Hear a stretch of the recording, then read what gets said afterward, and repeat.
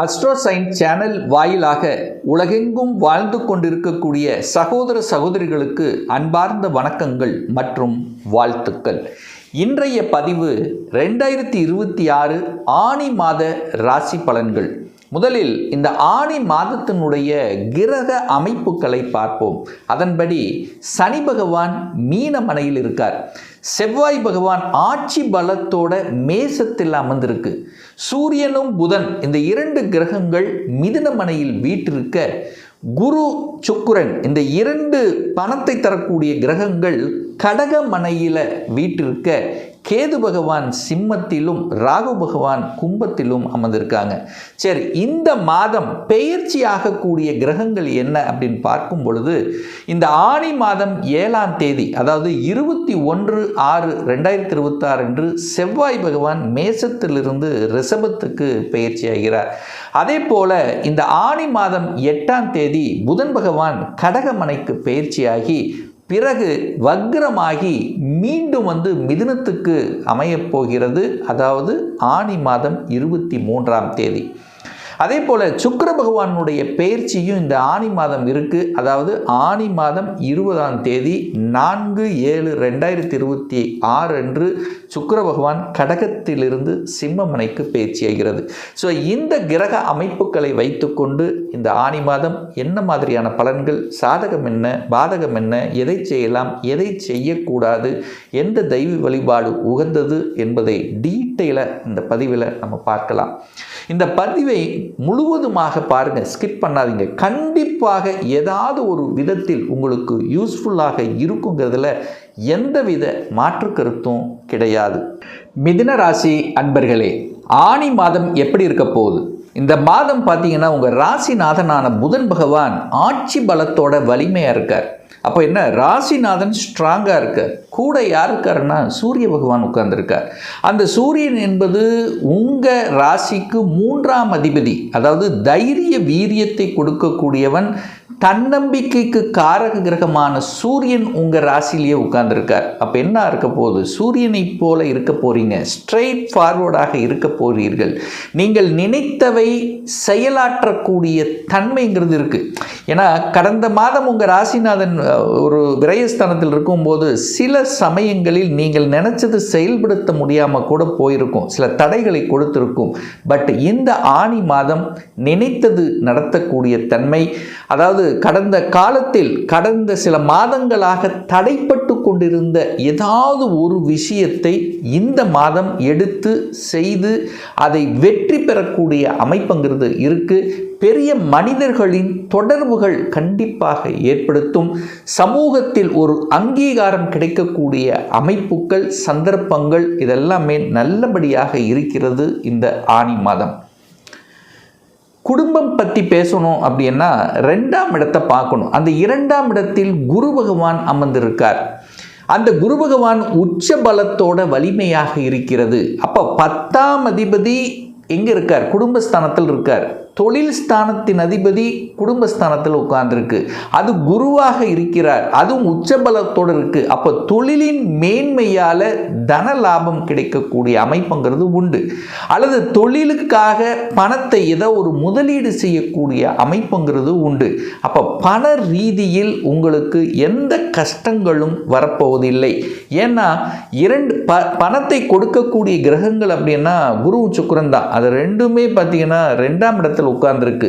அந்த சுக்கிரனுங்கிறது 5ஆம் அதிபதி, பூர்வ புண்ணிய ஸ்தானத்தின் அதிபதி. அப்போ உங்கள் பணம் உங்கள் குழந்தைகளுக்கு செல்லக்கூடிய அமைப்புங்கிறது இருக்குது. ஏன்னா 5க்குரியவன் 2ல் இருக்காரா? அப்போ 5ஆம் இடம் என்பது குழந்தைகள், 2ஆம் இடம் என்பது பணம். அப்போ குழந்தைகளுக்காக ஏதாவது செலவு செய்யக்கூடிய அமைப்புகள், அல்லது குழந்தைகளினுடைய படிப்புக்காக செய்யக்கூடிய அமைப்புகள், அல்லது குழந்தைகளுக்கு ஏதாவது வாங்கி தரணும் அப்படின்னு ரொம்ப நாளாக நினைச்சிருக்கக்கூடிய விஷயங்கள், இதெல்லாமே நல்லபடியாக நடக்கக்கூடிய அமைப்புகள், சந்தர்ப்பங்கள் உண்டு. குடும்ப உறுப்பினர்கள் ஒன்று சேர்ந்து, ஏன்னா குடும்பம் 2ஆம் இடம் 10ஆம் இடம் கனெக்ட் ஆகுது. அப்போ குடும்ப உறுப்பினர்கள் ஒன்று சேர்ந்து ஏதாவது ஒரு தொழிலை செய்யணும் அப்படிங்கிற எண்ண ஓட்டங்கள் என்பது உங்கள் ஆழ்மனதில் விதைக்கப்படக்கூடிய ஒரு மாதமாக இந்த ஆனி மாதம் அமையப்பெறுகிறது. தைரிய வீரியத்தை குறிக்கக்கூடிய கிரகம் சூரியன். சூரியன் உங்கள் லக்னத்தில் இருக்கு. அப்போ அரசு விஷயத்தில், அரசாங்கம் சார்ந்த விஷயத்தில் அல்லது அரசுக்கு சார்ந்த விஷயத்தில் ஏதாவது ஒரு முயற்சி எடுத்துட்டு இருக்கீங்க, ஒரு டாக்குமெண்ட் வாங்கணும் அல்லது கவர்மெண்ட் ரிலேட்டடாக செய்யக்கூடிய வேலைகள் எதுவாக இருந்தாலும் இந்த மாதம் நீங்கள் எடுத்து செய்யலாம். அது வெற்றி பெறக்கூடிய அமைப்பு இருக்குது. ஒரு சிலர் 3ஆம் அதிபதி லக்னத்தில் இருக்கிறதுனால ரெஜிஸ்ட்ரேஷன் அப்படிங்கிறது 3ஆம் இடத்தை தான் குறிக்கும். அப்போது 3ஆம் இடத்தின் வாயிலாக, அதாவது என்ன, ஒரு ரெஜிஸ்ட்ரேஷன், ஒரு இடத்தை வாங்கிறது, ஒரு நிலத்தை வாங்கிறது, இந்த மாதிரி அந்த ரெஜிஸ்ட்ரேஷன் பண்ணக்கூடிய டாக்குமெண்ட் சம்மந்தப்பட்ட விஷயங்கள் எல்லாமே பக்காவாக, அந்த டாக்குமெண்ட் ரைட்டர் அப்படின்னாலும் சரி, அல்லது டாக்குமெண்ட்டு தொழிலை செய்யக்கூடிய அக்கௌண்ட் ஆடிட்டிங் சம்பந்தப்பட்ட துறையில் இருக்கின்றவர்கள் சரி, அப்போ புதன் சம்பந்தப்பட்ட துறையில் இருக்கக்கூடிய அத்துணை மிதுன ராசி என்பவர்களுக்கும் ஒரு நல்ல ஒரு ஏற்றத்தை தரக்கூடிய அமைப்பு. அப்போ புதன் சம்பந்தப்பட்ட துறை என்ன சார், ஒரு தகவல் தொடர்பு துறையில் இருக்கணும் அப்படின்னாலே கண்டிப்பாக புதன் வலுத்து இருக்கணும். அல்லது கம்யூனிகேஷன் சம்பந்தப்பட்ட துறையில் இருக்கிறீங்க, அல்லது பேச்சின் மூலமாக பிழைக்கக்கூடிய துறையில் இருக்கிறீங்க, கல்வி சம்பந்தப்பட்ட துறையில் நடத்தி கொண்டிருக்கிறீர்கள், அக்கௌண்ட் ஆடிட்டிங் சம்பந்தப்பட்ட துறையில் இருக்கிறீர்கள், ஒரு பேப்பர் சம்பந்தப்பட்ட ஒரு இண்டஸ்ட்ரி, அந்த பேப்பர் சம்பந்தப்பட்ட ஏதாவது இருந்தாலும் சரி. ஸோ இந்த மாதிரி இருக்கக்கூடிய அத்துணை மிதுனத்துக்கும் இந்த மாதம் ஒரு நல்லபடியாக நல்ல வளர்ச்சியை கொடுக்கக்கூடிய ஒரு மாதமாக அமையப்பெறும். 4ஆம் அதிபதி சுகத்தை தரக்கூடியவன். 4 அப்படின்னாலே சுகத்தை தரக்கூடியது, தாயை குறிக்கக்கூடியது, உங்கள் வீடு வண்டி வாகனத்தை குறிக்கக்கூடிய இடம் அந்த 4ஆம் இடம். அந்த 4ஆம் இடத்து அதிபதியாக இருக்கக்கூடிய புதன் எங்கே இருக்காருன்னா உங்கள் ராசியிலேயே உட்கார்ந்துருக்கார். அப்போது உங்கள் எண்ணங்களில் இது கண்டிப்பாக தோன்றும். ஒன்று வாங்கணும் அப்படிங்கிற அந்த முடிவில் அதுக்கான பணத்தை ரெடி பண்ணி நீங்கள் இருக்கிறீங்க, இந்த இடத்த பார்க்கணும், இந்த லொக்கேஷன் பார்க்கணும், இங்கே அமைஞ்சிட்ட சரியாக இருக்கும், நம்ம போய் பார்க்குறோம், இது சக்ஸஸ் கொடுக்குமானா இந்த மாதம் கண்டிப்பாக சக்ஸஸை கொடுக்கும். இல்லைன்னா கூட அதை பற்றிய சிந்தனை ஓட்டங்களாவது உங்கள் மனசில் இருக்கும். நாங்கள் இத்தனை வருஷமாக வாடகை வீட்டில் இருந்துகிட்ருக்கோம், ஒரு சொந்தமாக ஒரு வாங்கணும், ஒரு இடத்த வாங்கணும், ஒரு காலி இடம் வாங்கணும், இந்த மாதிரியாவது ஒரு பேச்சாவது உங்கள் குடும்பத்தில் உங்களுடன் இருக்கக்கூடிய உங்கள் குடும்பத்தாரோட ஒரு டிஸ்கஸ் பண்ணக்கூடிய அமைப்புகளாவது கண்டிப்பாக ஏற்படுத்தும். தாயின் சார்ந்த விஷயத்தில் நன்மை பயக்கக்கூடிய தன்மை, தாய்க்கு ஏதாவது ஒரு நல்லது பண்ணணும் அப்படிங்கிற எண்ணங்கள் கண்டிப்பாக இந்த மிதுனராசி என்பவர்களுக்கு ஏற்படுத்தும். குழந்தைகள் படிப்பு நல்லா இருக்குன்னு சொல்லிட்டு, குழந்தைகள் படிப்புக்கு காரண கிரகமாக இருக்கக்கூடிய குரு பகவான் எப்படி இருக்கார், உச்சமாக இருக்கார், குரு வலிமையாக இருக்கார். 5ஆம் அதிபதி குடும்பஸ்தானத்தில் உட்கார்ந்துருக்கார், குருவோடு சேர்ந்திருக்கார். அப்போ குழந்தை ஸ்தான அதிபதியுடன் குழந்தை காரக கிரகம் இணைந்து இருக்கக்கூடிய அமைப்பு இருக்குது. அப்போ குழந்தைக்கு தேவையான விஷயங்கள், குழந்தைகளுக்கு தேவையான படிப்பு சம்பந்தப்பட்ட விஷயங்கள், குழந்தைகள் ஆசைப்பட்ட விஷயங்கள் சக்ஸஸ் கொடுக்கக்கூடிய ஒரு நல்ல மாதம். சார், கடன் எதிர்ப்பு பகை எப்படி இருக்கும் அப்படின்னா, குரு 6ஆம் இடத்தை பார்க்குறார், 6ஆம் இடத்தை பார்த்து வளர்ச்சி அடைய செய்கிறது. அப்போது கடன் வாங்க வேண்டிய ஒரு நிர்பந்தம் ஒரு சிலருக்கு கண்டிப்பாக ஏற்படுத்தும். ஏன்னு சொல்கிறேன்னா, இந்த செவ்வாய் பகவான் பார்த்தீங்கன்னா ஆனி மாதம் 7ஆம் தேதி நேராக 11 இருக்கக்கூடிய செவ்வாய் 12க்கு வர்றார். அந்த 12ஆம் இடத்திலிருந்து நேராக 6ஆம் இடத்தை பார்க்குறார். அப்போ தன் வீட்டை தானே பார்த்து, அதாவது செவ்வாய் என்கின்ற கிரகம் 6ஆம் இடத்தை பார்க்கிறார். 6ஆம் அதிபதி 6ஆம் இடத்தை பார்க்குது, குருவும் பார்க்குது. அப்போது கண்டிப்பாக ஏதாவது ஒரு விஷயத்துக்காக, குழந்தை படிப்புக்காக இருக்கலாம், அல்லது திருமணமாக இருக்கலாம், அல்லது வேறு எந்த விஷயத்துக்காவது கடனை வாங்க வேண்டிய தன்மைங்கிறது நிச்சயமாக உருவாக்கும். அந்த கடனுங்கிற பேச்சுங்கிறது உங்கள் குடும்பத்தில் இருக்கும். ஒன்று கடனை அடைப்பீங்க, இல்லை கடனை வாங்குவீங்க, ஏதோ ஒன்று நடக்கும். ஆனால் ஒன்றே ஒன்று ஞாபகம் வச்சுக்கோங்க, கடன் தன்னுடைய கெப்பாசிட்டிக்கு மேலே போகக்கூடாது என்பதை ஆழமாக மனதில் பதிய வைத்துக் கொள்ளுங்கள். சார், திருமண விஷயங்கள் எப்படி சார் இருக்கும் அப்படின்னு கேட்டிங்கன்னா, 7ஆம் அதிபதி உச்சமாக இருக்கார். அப்போது இதுவரைக்கும் திருமணம் வேண்டாம் அப்படின்னு சொல்லி கொண்டிருந்தவர்கள் கூட, அல்லது திருமணம் சார்ந்த விஷயங்கள் சில தடைகளை கொடுத்து கொண்டிருந்தாலும் கூட இப்போ அதெல்லாம் விலக போகுது. திருமணம் டக்கு டக்குன்னு நடக்கும், ஜாமுன்னு ஆகும். நினச்ச மாதிரி வரன் அமையக்கூடிய தன்மை.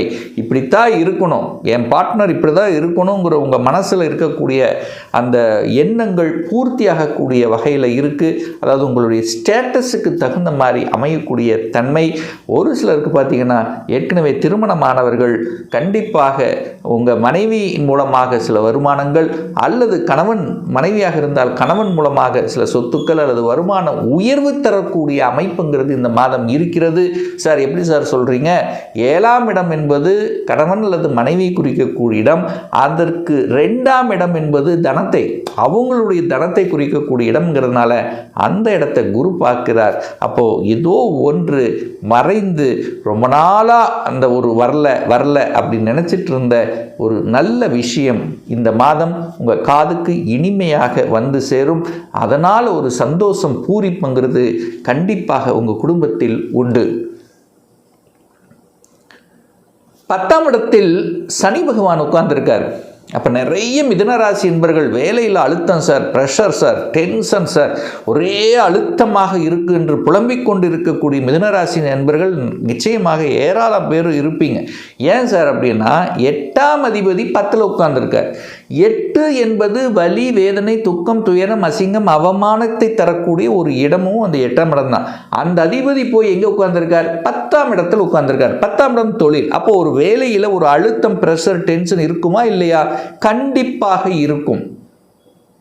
சார் எப்ப சார் சரியாகும்? இப்போ சரியாக போகுது. ஏன்னா அந்த 10ஆம் அதிபதியாக இருக்கக்கூடிய குரு பகவான் தனது 9ஆம் பார்வையாக 10ஆம் இடத்தை பார்க்கிறார். அப்ப 10ஆம் இடத்தில் ஒரு மாற்றம் நிகழப் போகிறது, ஒரு நல்லவைகள் நடக்க போகுது அப்படிங்கிறத ஸ்ட்ராங்கா நம்ம இந்த இடத்துல சொல்லலாம். ஏன் சொல்லுவாங்க? ஏன் அப்படின்னா அந்த குருங்கிறது நல்லவர்.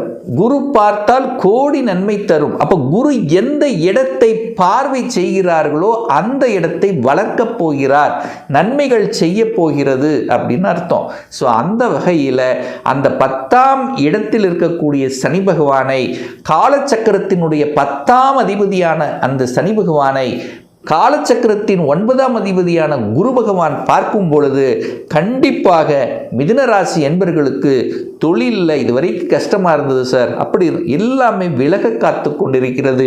ஒரு நல்ல அடித்தளம் கொடுக்க போகிறது, ஒரு சேஞ்சஸ் நடக்கப் போகிறது, ஒரு சிலருக்கு இடமாற்றம் நடக்கப் போகிறது, ஒரு சிலருக்கு பதவி உயர்வு கிடைக்கக்கூடிய தன்மைகள் என்பது இந்த மிதுனராசிக்கு சிறப்பாகவே இருக்கிறது இந்த ஆனி மாதம்.